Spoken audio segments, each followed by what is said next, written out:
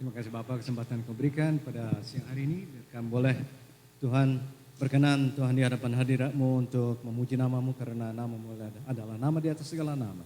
Dan atas nama Tuhan kami Yesus Kristus kami berdoa, berseru, berterima kasih atas kesempatan yang diberikan pada siang hari ini. Dalam nama Tuhan Yesus kami berdoa. Amin. Silakan duduk. Hari ini kita akan teruskan pembahasan firman Tuhan yang terletak di Markus. Kitab Injil Markus. Mari kita buka sama-sama ya, kitab Injil Markus. Dan aperta visi.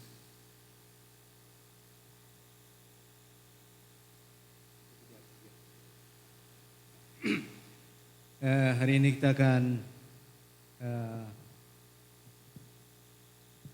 membahas akan firman Tuhan dari kitab Injil Markus dari bab 9 ayat 2 sampai ayat yang ke-13.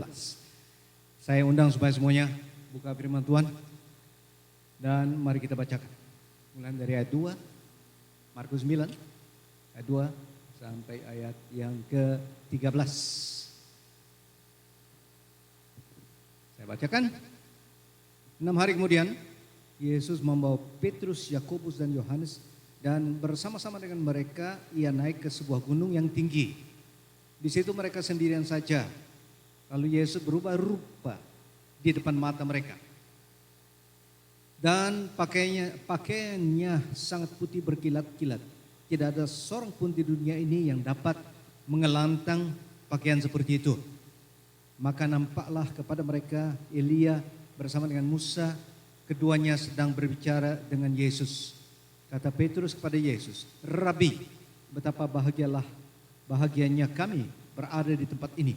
Baiklah kami dirikan 3 kemah. Satu untuk engkau, satu untuk Musa dan satu untuk Elia. Ia berkata demikian sebab ia tidak tahu apa yang harus dikatakannya karena mereka sangat ketakutan.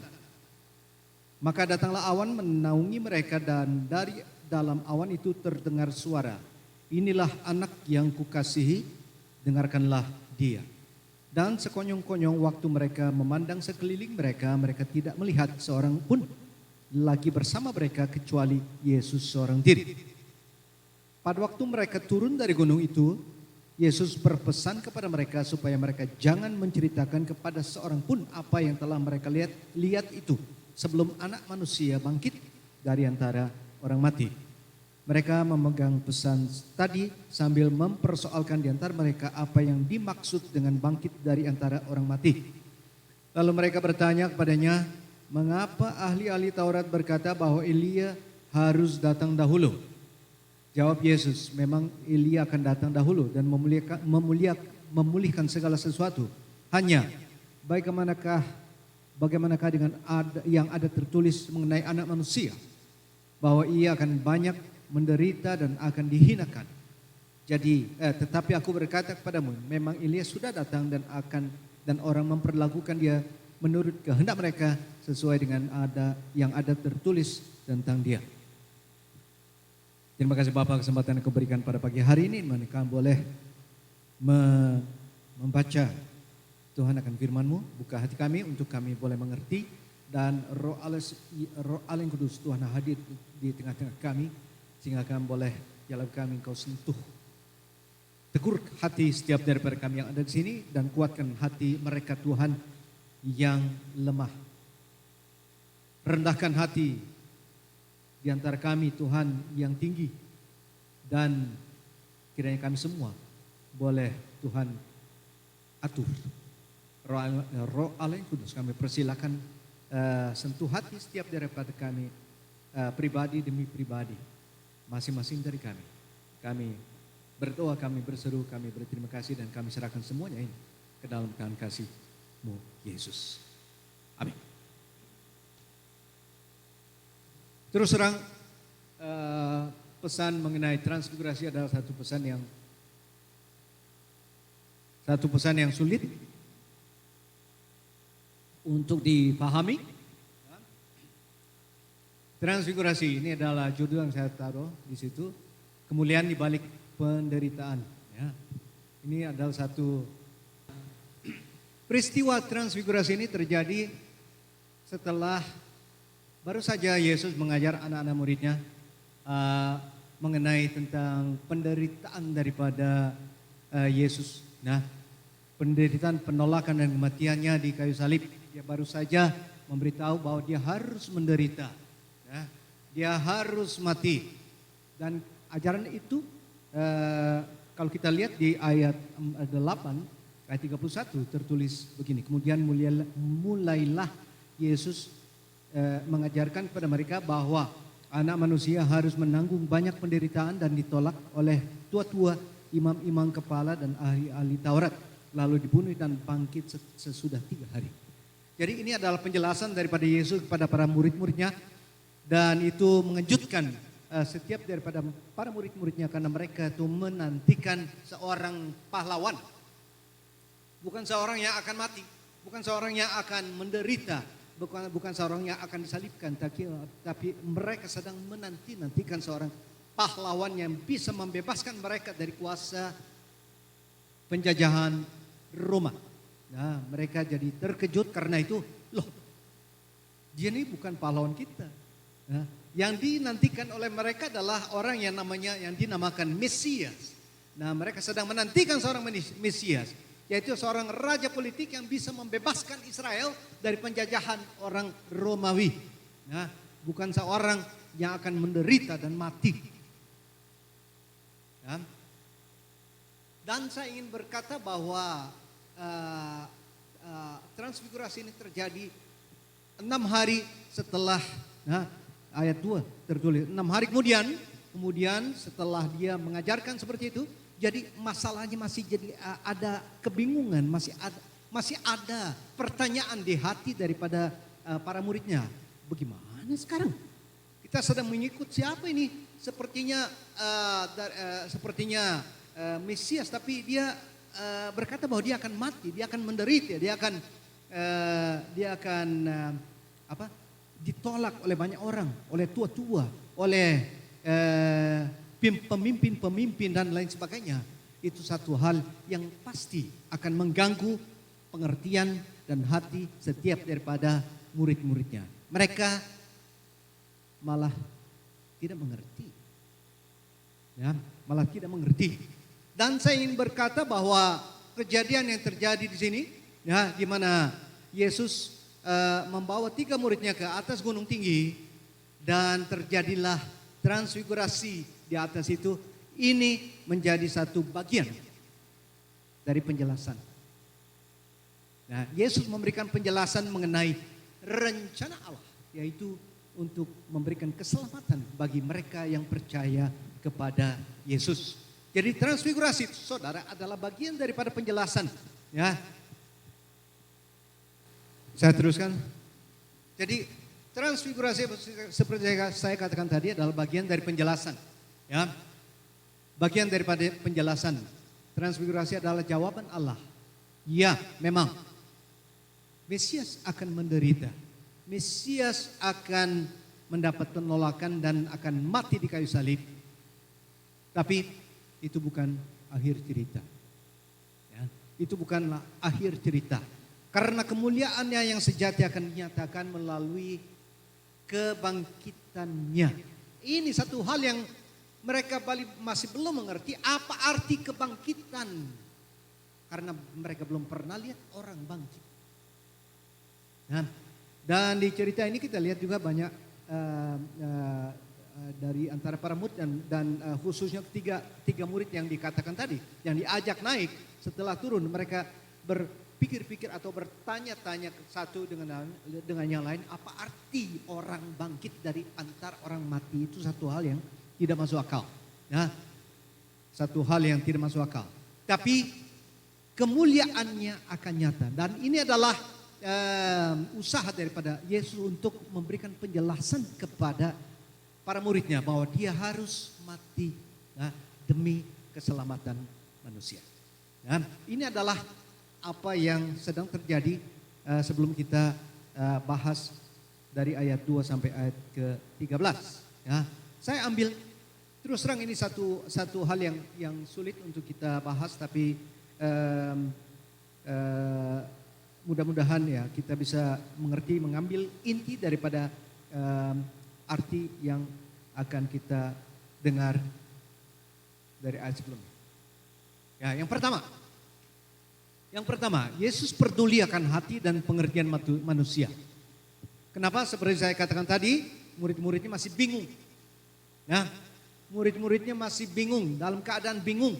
Dan karena itu, setelah 6 hari dikatakan bahwa diajarkan bahwa murid-muridnya kepada murid-muridnya bahwa dia adalah seorang yang akan ditolak, yang akan menderita dan akan mati di kayu salib. Nah, semana seginci atau satu minggu sesudahnya, 6 hari persisnya, 6 hari kemudian apa yang dilakukan oleh Yesus, dia ambil 3 dari antara anak-anak muridnya yang terdekat dan dibawa ke atas gunung yang tinggi. Nah, mereka masih dalam keadaan bingung. Nah, karena baru saja diajarkan akan penderitaan yang Yesus harus derita, yang harus terjadi dalam kehidupan Yesus, seperti kita baca tadi dari ayat ini 31 ya. Seperti saya baca tadi ya. Tuh, Saudara, Yesus peduli akan hati dan pemikiran daripada manusia. Sehingga dia, kalau kita baca dari ayat 2, kita lihat di situ, Yesus membawa. Jadi ada inisiatif daripada Yesus kan? Karena mereka masih bingung. Yesus membawa Petrus, Yakobus dan Yohanes dan bersama-sama dengan mereka naik ke sebuah gunung yang tinggi. Di situ mereka sendirian, tidak ada orang di atas gunung. Jadi hanya Yesus dengan 3 anak murid saja. Di situ terjadi transfigurasi karena dia peduli akan hati dan pikiran daripada manusia.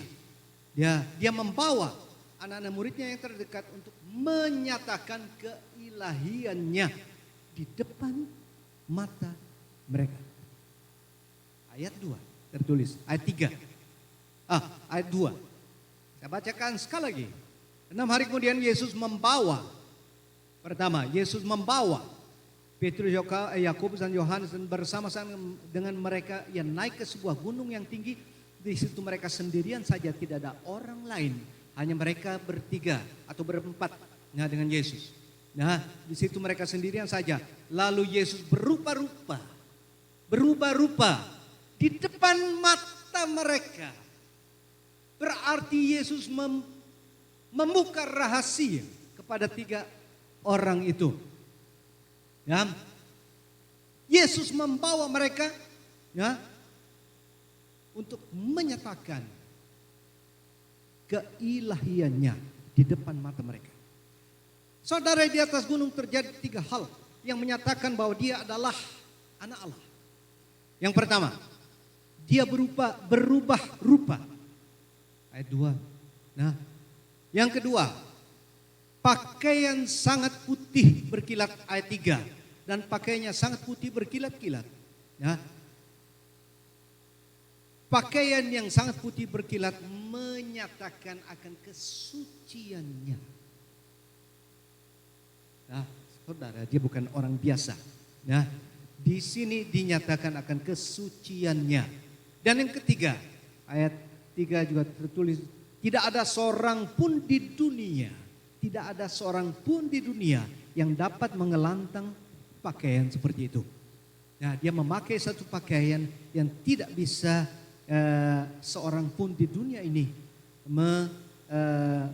membuat seperti yang dia pakai, yaitu putih sebegitu rupa. Tidak terdapat di dunia, berarti dia bukan dari dunia ini. Dia adalah seorang yang lebih daripada yang kita bisa mengerti, karena dia adalah anak Allah. Jelas di sini saudara bahwa dia telah membuka rahasia.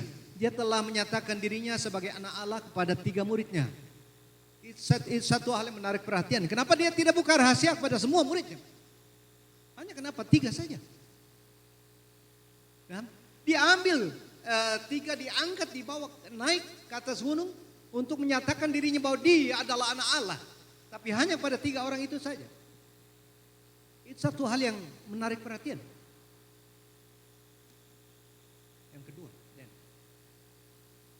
Yang kedua, Yesus membuka rahasia hanya kepada muridnya yang dekat. Ya, tidak ada orang lain di atas gunung itu, hanya 3 orang itu. Saya percaya mungkin kalau ada orang mungkin dia pergi ke tempat lain supaya tidak ada orang lain yang bisa mengerti bahwa dia adalah anak Allah. Hanya 3 orang murid itu yang dibawa ke atas gunung. Ya. Pertanyaannya, kenapa hanya kepada murid-muridnya yang terdekat dia menyatakan dirinya sebagai anak Allah? Pasti di antara kita banyak yang berpikir, ya kenapa ya? Ya, kenapa Yesus tidak membawa semua muridnya dan menyatakan kepada semuanya? Bahkan kenapa Yesus tidak menyatakan dirinya sebagai anak Allah kepada masyarakat umum? Ya. Tapi hanya kepada 3 anak muridnya yang terdekat saja. Saudara, jawabannya simple saja. Jawabannya simple, simplis. Supaya rencana Allah jangan terganggu. Supaya rencana Allah bisa terlaksana. Saudara, bayangkan kalau Yesus menyatakan dirinya sebagai anak Allah di hadapan semua orang. Apa kira-kira yang terjadi? Pasti akan terjadi kehebohan yang lebih besar daripada keajaiban-keajaiban yang baru saja terjadi yang dia laksanakan. Orang bisa menyatakan, oh orang ini bisa melakukan mujizat itu karena dia memang adalah anak Allah. Nah, jadi orang banyak bisa berpikir, nah, dia adalah anak Allah, dia adalah Mesias, terpujilah Yesus, dan banyak dari mereka pasti akan percaya. Nah, akan Yesus karena Yesus menyatakan dirinya sebagai anak Allah dan akan mencegah penderitaan dan kematian Yesus. Nah, ini yang penting saudara, supaya kita bisa mengerti. Karena Yesus datang di dunia untuk satu misi, untuk dia mati di kayu salib dan bangkit pada hari yang ketiga. Supaya orang yang percaya pada Yesus bisa mendapatkan keselamatan. Bayangkan kalau Yesus memberitahu kepada semua orang, saya ini adalah anak Allah. Ya, kamu lihat sendiri apa yang terjadi di pelayanannya. Ya, tapi dia tidak menyatakan kepada masyarakat, dia tidak menyatakan diri sebagai anak Allah kepada para muridnya juga, tapi dia hanya menyatakan diri kepada 3 murid yang terdekat saja. Supaya rencana Allah jangan terganggu. Supaya rencana Allah bisa terlaksana.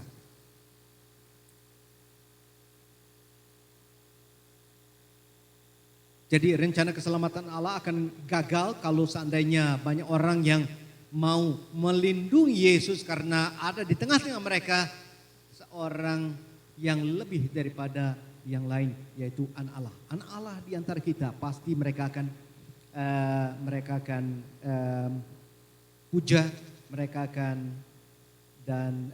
tidak akan mereka akan mencegah akan penderitaan dan kematian daripada Yesus itu sendiri. Ya.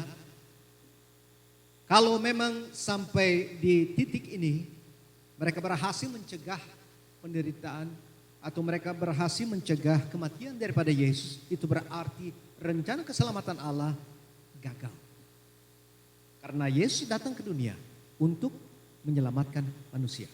Ya, demi misi yang Tuhan Allah berikan kepadanya, supaya dia masuk ke dunia, supaya orang yang percaya setelah dia bangkit kepada Yesus bahwa dia adalah Tuhan akan masuk ya, surga, akan menerima keselamatan. Jadi karena itulah sebabnya Yesus tidak membuka rahasia besar ini kepada semua orang. Nah, bahkan juga tidak kepada setiap daripada para muridnya, hanya 3 dari mereka seperti saya katakan tadi berkali-kali. Nah, sekarang satu pertanyaan bagi kita. Saudara ini mau di bagian yang mana? Saudara mau di bagian yang dekat atau yang jauh? dari Yesus. Di antara para muridnya juga ada yang dekat dan ada yang jauh. Ya, ada yang dekat dan ada yang jauh. Yang mana saudara sekarang berada? Yang ketiga. Warta fungsional. Saudara, ayat keempat. Ayat keempat. Maka nampaklah kepada mereka Elia bersama Musa. Dan keduanya sedang berbicara dengan Yesus. Ini satu hal yang menarik perhatian karena setelah Yesus berubah rupa, nah, matanya berkilat-kilat, pakaiannya putih, nah, dia berubah rupa dan dia menyatakan dirinya sebagai anak Allah dan di hadapannya tertulis itu bahwa ada dua tokoh yaitu Musa dan Elia yang bercakap-cakap yang berbicara kepada Yesus. Nah, ayat 4 saya ceritakan lagi, maka nampaklah kepada mereka Elia bersama dengan Musa. Elia dan Musa, keduanya sedang berbicara dengan Yesus. Saudara, apa kira-kira yang dibicarakan? Apa kira-kira yang dibicarakan? Apa sih? Nah, pasti satu hal yang penting sekali karena Tuhan mengutus Musa dan Elia kepada Yesus untuk berbicara sesuatu. Pasti satu hal yang penting sekali. Apa kira-kira?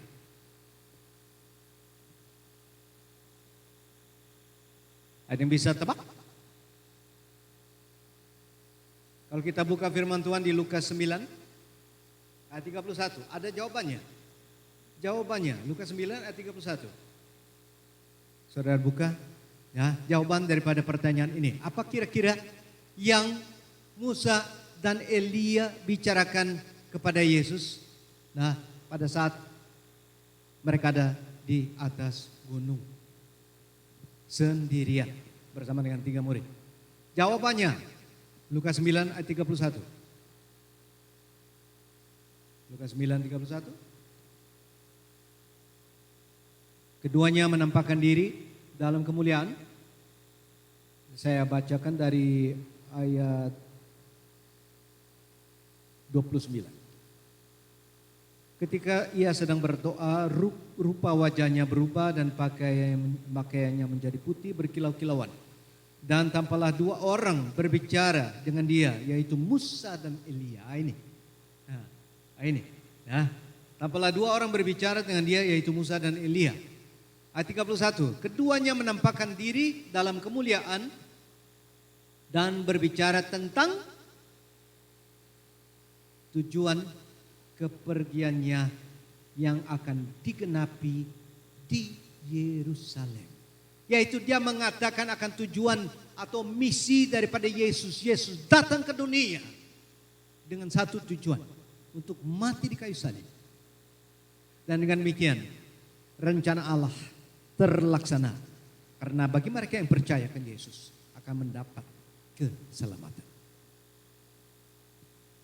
Itulah pesan dari Allah. Nah, jadi kita tahu apa yang dibicarakan Musa dengan Elia dan Elia dengan Yesus. Dan saudara, saya percaya bahwa Tuhan Allah sebagai Bapa peduli akan anaknya. Anaknya tahu bahwa dia harus mati. Dan siapa sih di antara manusia yang tidak paling sedikit gemetar? Waduh, gue mau mati. Siapa di antara manusia, karena Yesus juga adalah manusia dan dia dikatakan anak manusia. Pasti satu hal yang menakutkan. Satu hal yang mengganggu hati daripada seseorang. Dan karena itu juga saya bisa berkata bahwa Allah Bapa itu peduli akan Yesus. Dan karena itu dia mengirimkan 2 orang, yaitu Musa dan Elia, untuk berkata kepada Yesus, Yesus, waktunya sudah dekat. Waktunya sudah dekat di mana dia perlu melaksanakan tugasnya. Mati di kayu salib dan pada hari ketiga bangkit. Ya. Jadi mereka diutus Allah untuk mencapaikan pesan Yesus, waktunya sudah tiba untuk penggenapan rencana Allah di bumi ini. Saudara, Musa dan Elia bukan sembarang tokoh. Ya. Mereka melambangkan Musa melambangkan hukum Taurat. Ya. Dan Elia melambangkan para nabi.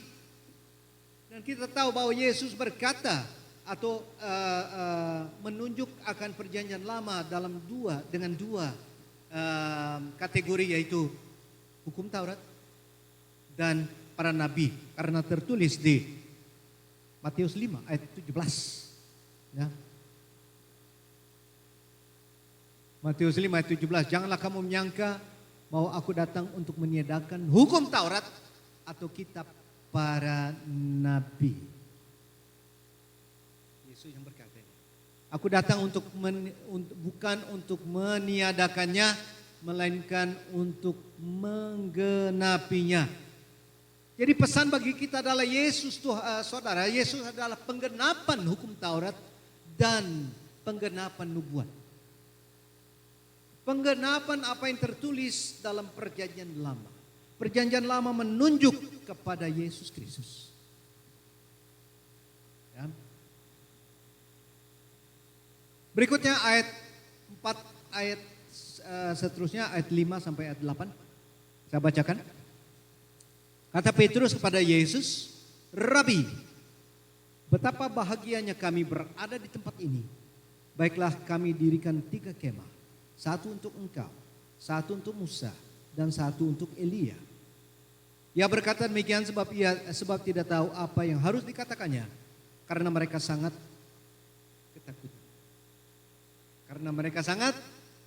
ketakutan. Murid Yesus sangat ketakutan. Ya. Ayat 7. Maka datanglah awan menaungi mereka dan dari dalam awan itu terdengar suara, inilah anak yang kukasihi, dengarkanlah dia. Dan sekonyong-konyong waktu mereka memandang sekeliling mereka, mereka tidak melihat seorang pun lagi bersama mereka kecuali Yesus seorang diri. Saudara, ayat 5 dan 6 kita lihat reaksi daripada Petrus. Apa reaksi Petrus? Takut.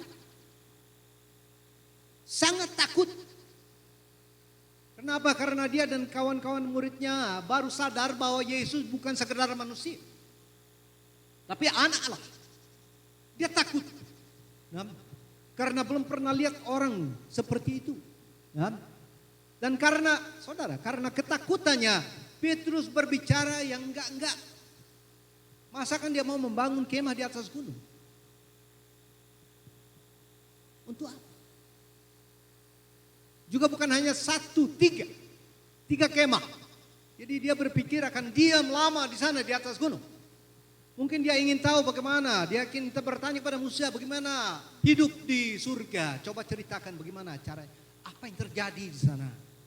Mungkin dia juga bingung atau dia mau bertanya kepada Elia. Elia, ceritakan bagaimana kamu naik ke surga. Karena Elia adalah salah satu orang yang tidak mati. Dia naik ke surga. Diangkat dengan kereta api, dengan kuda yang berapi, masuk badai yang kencang. Itu ada di 2 Raja-Raja 2 ayat 11. Catat dan baca di situ. Elia diangkat ke surga. 2 Raja-Raja 2 ayat 11. Elia diangkat ke surga. Dan mungkin dia jadi bertanya-tanya, Elia, gimana kamu naik kereta berapi masuk surga lewat badai? Kok apinya nggak mati? Mungkin banyak pertanyaan yang dia mau pertanyakan. Karena itu mungkin dia mau, mari kita dirikan kemah supaya nanti kita bisa bercakap-cakap. Pada saat dia melihat atau pada saat itu juga awan turun meliputi mereka semua. 3 anak murid, Yesus dan 2 tokoh tadi. 6. Jadi 6. Jadi awan meliputi ke 6 orang itu. Dan setelah tidak ada awan lagi, dia melihat di sekelilingnya, melihat tidak ada Elia, tidak ada Musa, hanya Yesus yang seperti biasa.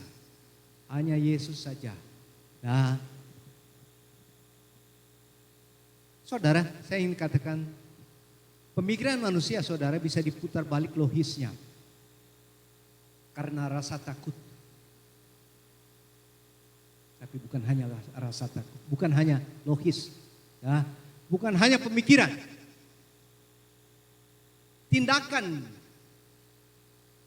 perkataan, keputusan, sikap dan tingkah laku, saudara, bisa terjebak oleh rasa takut.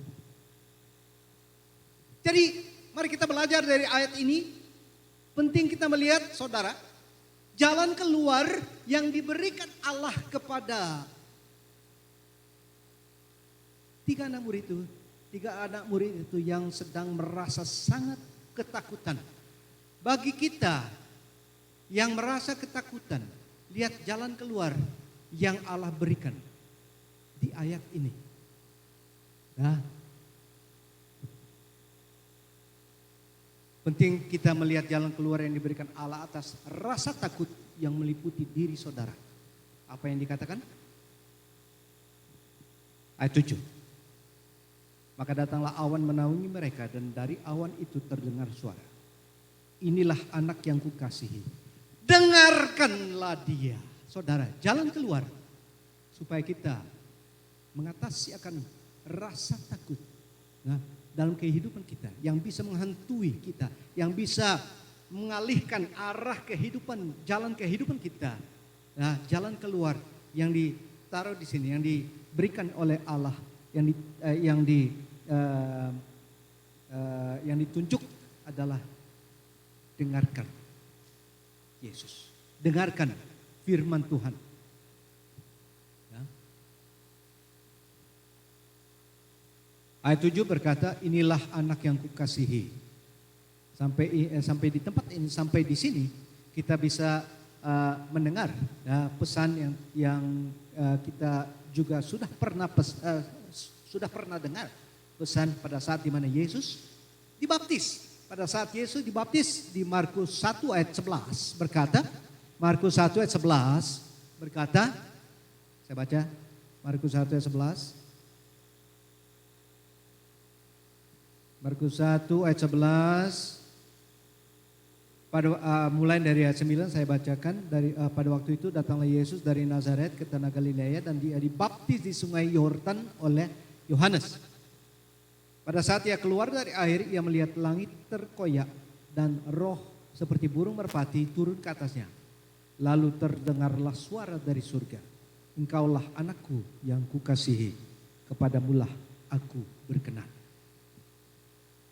Di saat ini terjadi kembali pesan daripada Tuhan untuk manusia. Pesan Allah untuk manusia. Saudara, dengarkan dia. Ini pasti satu pesan yang penting sekali, saudara. Kita tidak sering mendengar suara Tuhan. Jadi karena saat dimana dia menyampaikan pesannya dengan suara, itu pasti satu hal yang penting sekali. Karena itu saudara jangan abaikan apa yang ia beritakan. Saudara, banyak suara di dunia ini.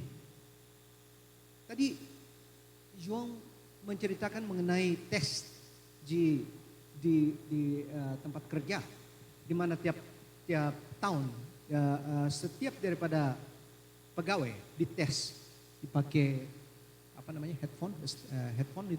headphone. Nah, untuk mencek akan apa dia bisa dengar, masih dengar, pendengarannya masih baik apa enggak? Pendengarannya masih bisa.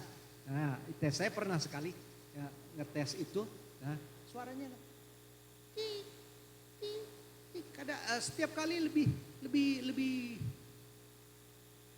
kecil suaranya. Bisa dengar sampai di mana?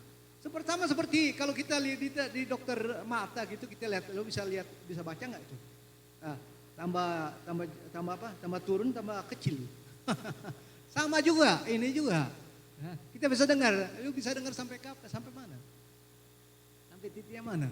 Nah, dokter di sebelah, nah pencet itu dia bisa dengar nggak? Dia pencet yang lain bisa dengar nggak? Ya sampai mana dia bisa dengar nih? Sampai di mana kita bisa dengar?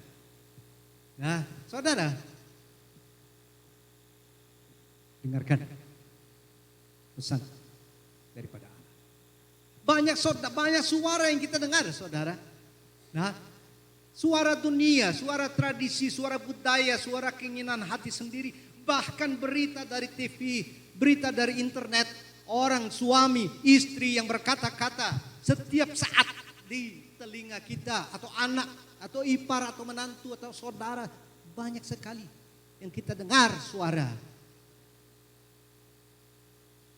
Suara siapa yang saudara dengarkan?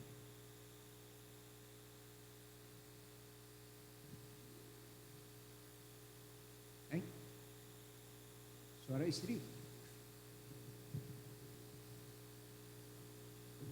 Saudara, pesan Allah hanya satu. Saudara, pesan Allah hanya satu. Dengarkan Dia. Hanya satu. Dengarkan Dia. Dengarkan Yesus. Hanya itu saja. Kalau Dia memberikan pesan seperti itu, saudara, ini adalah pesan yang terpenting. Pesan daripada Allah untuk manusia. Nah, yang kelima.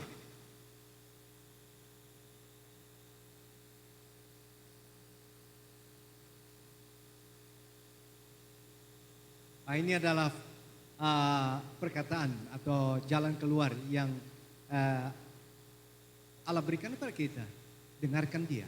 Karena Dia berkata, inilah anak yang kukasih, dengarkan Dia. Nah, dengarkan Dia. Saudara, kita sering mendengarkan tentang Yesus. Tapi kadang kita tidak mau mendengarkan Dia. Nah, kita sering mendengarkan tentang Yesus, tapi sering juga kita tidak mau mendengar Yesus sendiri.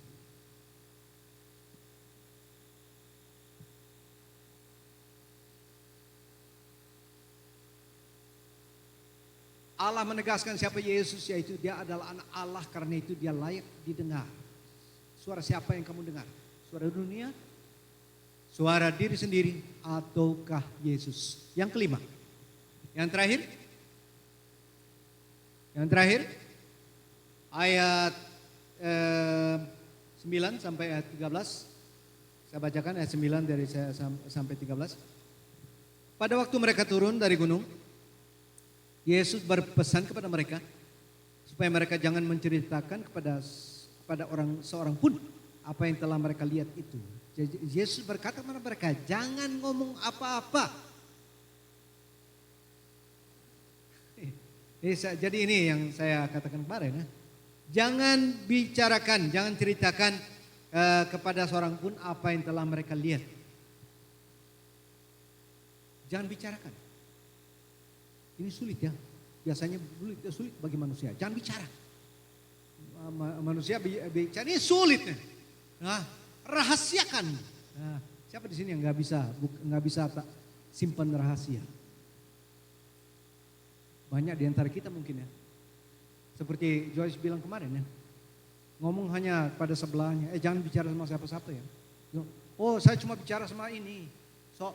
Hanya ini aja. Yang itu juga hanya pada itu. Yang itu pada yang lain. Jadi tersebar juga akhirnya. Sulit bagi manusia untuk simpan rahasia. Nah, kalau Yesus berkata seperti ini, kira-kira bisa nggak kita laksanakan? Dikatakan, jangan ceritakan kepada seorang pun. Ya, jangan ceritakan kepada seorang pun. Yang dia berkata, ya, apa yang telah mereka lihat sebelum anak manusia bangkit dari antara orang mati. Saya tanya kepada saudara, mereka ngerti nggak arti bangkit dari antara orang mati? Mereka ngerti nggak sebelum orang bangkit dari antara orang mati? Saya tanya, kira-kira saudara, mereka ngerti nggak apa artinya bangkit dari antara orang mati? Saudara, ada jawabannya. Nah, ya ayat 10. Nah, mereka memegang pesan tadi sambil mempersoalkan di antara mereka apa yang dimaksud dengan bangkit dari antara orang mati. Mereka tidak mengerti. Jadi mereka tidak mengerti, tapi apa yang mereka laksanakan? Apa yang mereka perbuat? Meskipun mereka tidak mengerti, mereka memegang pesan. Saudara, ada banyak hal yang kita tidak mengerti, tapi perlu iman untuk percaya. Mungkin kita tidak mengerti karena tidak logis. Mungkin kita tidak mengerti karena tidak terwujud, tidak ada secara fisik.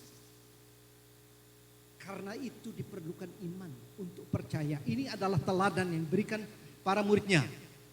Karena ayat 10 berkata, mereka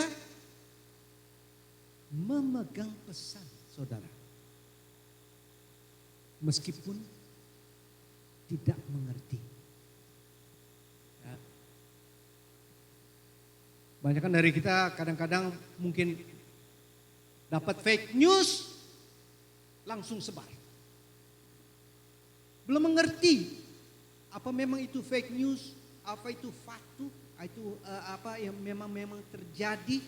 Jangan kita sebarkan, beritakan kepada banyak orang sebelum kita tahu bahwa itu adalah satu hal yang bisa memberikan perkembangan. Nah, saudara, jadi ini sulit sekali untuk dilaksanakan.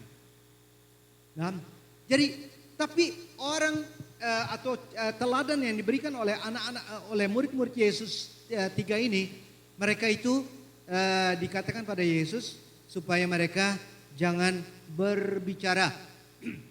Ayat 9, Yesus memberi pesan. Ayat 10 tertulis mereka memegang pesan itu. Saudara, mungkin mereka memegang pesan itu karena apa? Karena baru dengar suara Tuhan, dengarkan dia. Mungkin dengarkan dia. Nah, ini pesan daripada Yesus sendiri. Mungkin mereka masih fresh. Suara Allah di telinga mereka. Inilah anak yang kukasihi, dengarkan dia. Dan pesan yang pertama yang mereka dengar dari dia adalah jangan cerita-cerita. Betul nggak? Jangan cerita-cerita kepada orang lain sebelum anak manusia bangkit dari antara orang mati. Meskipun mereka tidak mengerti arti bangkit di antara orang mati. Apa yang terjadi? Mereka memegang pesan itu.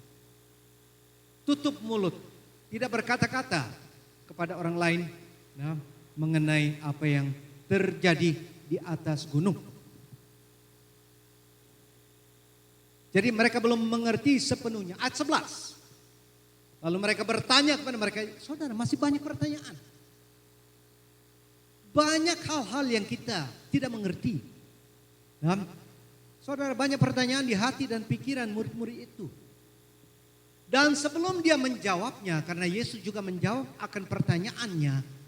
Ayat 11 pertanyaan murid. Mengapa ahli Taurat berkata bahwa Elia harus datang dahulu?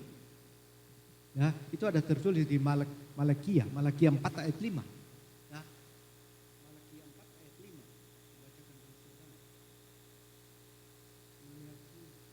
Malakia 4 ayat 5. Berkata begini.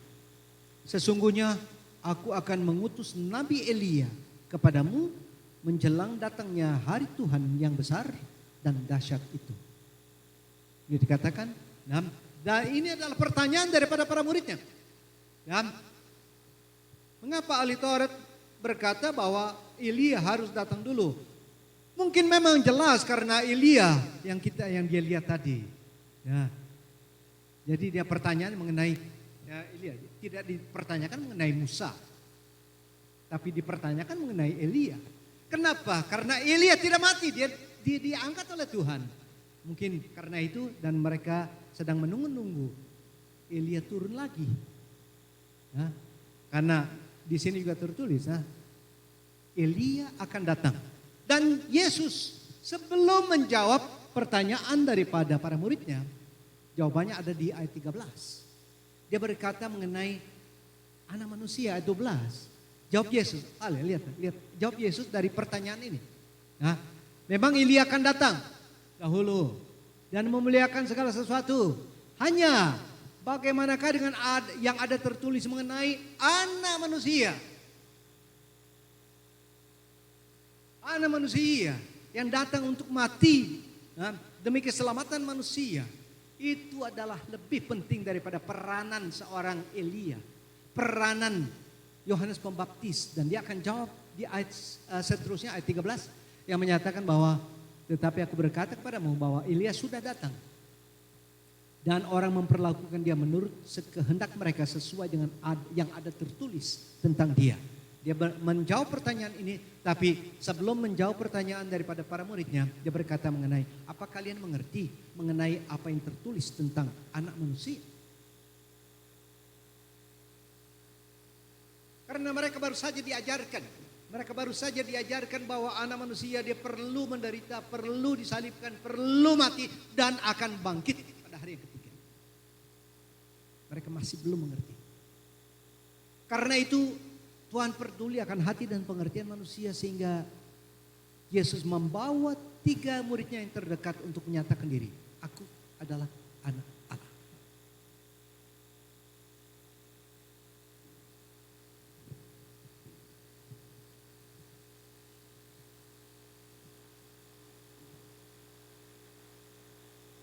Jadi ayat 12 Yesus menerangkan bahwa peranan anak manusia dalam rencana Allah itu lebih penting daripada peranan Elia yang sudah datang dalam diri Yohanes Pembaptis. Ya. Satu pelajaran bagi kita, saudara, ya, seperti ayat 13 berkata bahwa orang memperlakukan diri menurut kehendak mereka. Pelajaran bagi kita. Orang Israel mengharapkan Elias yang spektakuler karena dia spektakuler naik ke surga. Mereka menantikan sama kehebatannya. Kan hebat tuh. Orang naik kereta, berkuda, berapi, masuk badai, naik ke atas surga. Itu satu hal yang spektakuler. Nah, mereka menantikan spektakuler yang sama. Dia mungkin turun sama dari antara itu dengan kereta berapi. Nah, mereka menantikan Elia turun dengan cara yang spektakuler, tapi Yohanes datang dengan kesederhanaan dan penderitaan. Begitu pula dengan Yesus. Mereka menantikan seorang pahlawan yang bisa memberikan pembebasan kepada mereka daripada penjajahan orang Romawi. Yesus adalah raja tapi bukan dengan mahkota emas, tapi dengan mahkota duri.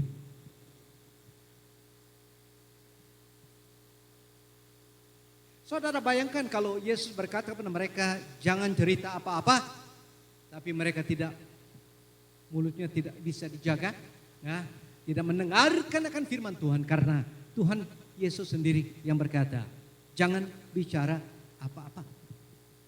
Bayangkan kalau mereka tidak memegang pesan itu, apa yang terjadi? Berita transfigurasi akan tersebar sebelum kebangkitannya. Berarti sebelum penderitaan salibnya. Sebelum Yesus mati, banyak orang akan terjebak oleh pengertian bahwa Yesus tidak perlu mati. Dia adalah Mesias yang kita nantikan. Mari kita sanjung tinggi karena Sang Mesias sudah datang. Saudara, memang sebagai manusia kita ingin kemuliaan tanpa penderitaan. Tapi Yesus mengajarkan bahwa salib harus didahulukan sebelum mahkota. Ayat 10 yang kita baca tadi, ya, mereka memegang pesan, tapi mereka masih belum mengerti. Nah, ayat ini menceritakan mengenai ketidakfahaman murid-murid Yesus tentang kalimat bangkit dari antara orang mati. Saudara, sebagai manusia banyak pertanyaan, banyak hal yang mungkin saudara tidak paham mengenai hal-hal rohani. Karena itu diperlukan iman untuk percaya walaupun tidak mengerti.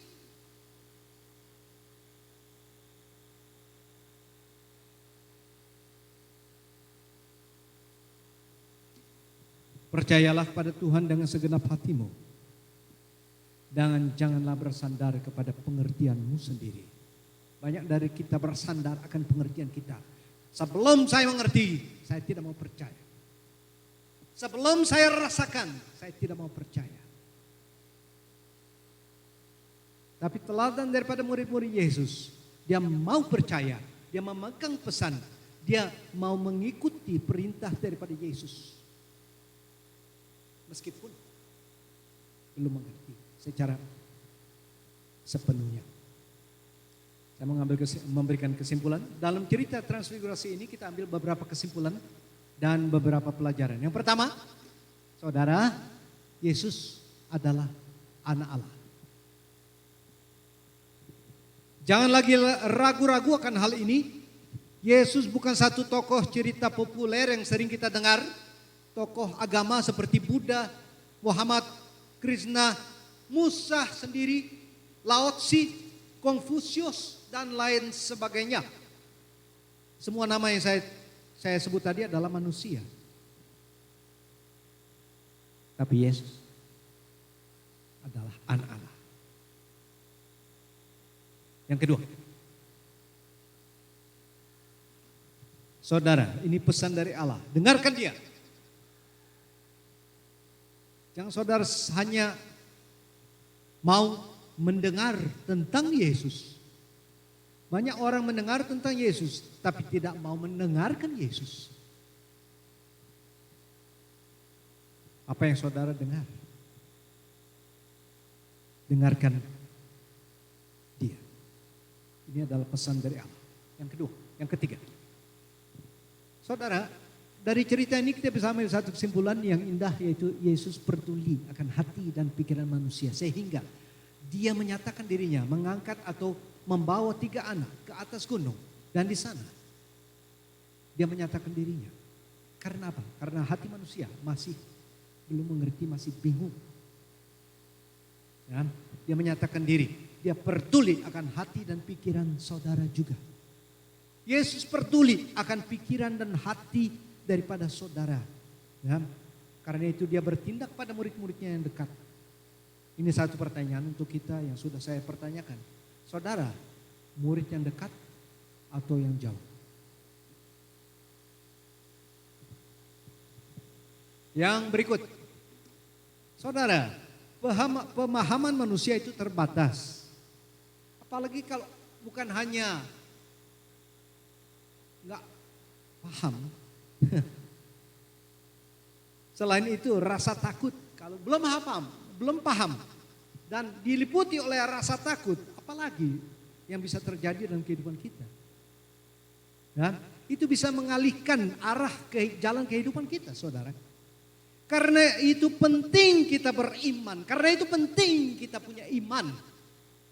Nah, untuk percaya sebelum kita mengerti. Saudara, iman itu penting.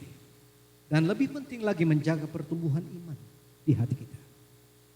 Jangan abaikan iman sampai mati di hatimu. Tapi sebaliknya, kita perlu menjaga pertumbuhan iman di hati kita. Yang terakhir, saudara, jalan Tuhan tidak seperti yang kita harapkan. Sering kita mencari kemuliaan tanpa mau memikul salib. Saudara, jalan Yesus adalah salib, baru kemuliaan. Dalam hidup kita juga banyak mengalami penderitaan sebelum kemuliaan.